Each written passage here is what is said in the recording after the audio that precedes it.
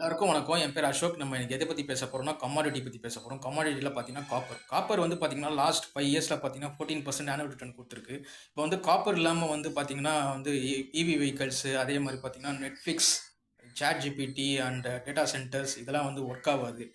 ஏன்னா காப்பர் வந்து பார்த்தீங்கன்னா, ஒரு எலக்ட்ரிக் வெஹிக்கிள் இதுவாகுறது வந்து 4 மடங்கு காப்பர் தேவைப்படுது கம்பேர் டூ பெட்ரோல் கார்.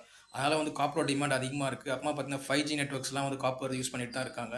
அதே மாரி பார்த்தீங்கன்னா, காப்பர் வந்து ஒரு யுனைட்டட் நேஷன் என்ன சொல்றாங்கன்னா, வந்து வேர்ல்ட்லயே வந்து இந்த ஃபியூச்சர் இன்னும் 10 டூ 15 இயர்ஸ்ல வந்து 80 காப்பர் மைன்ஸ் தேவைப்படும்னு சொல்லியிருக்காங்க. கரண்ட்டா பார்த்தீங்கன்னா, 10 மட்டும் தான் இருக்கு. ஸோ டிமாண்ட் வந்து அதிகமா இருக்கு. ஏன்னா இந்தியா வேற பார்த்தீங்கன்னா, இம்போர்ட்டிங் நேஷன்ஸ் நிறைய இம்போர்ட் பண்ணுவாங்க காப்பர். அதனால காப்பரோட டிமாண்ட் அதிகமா இருக்கு.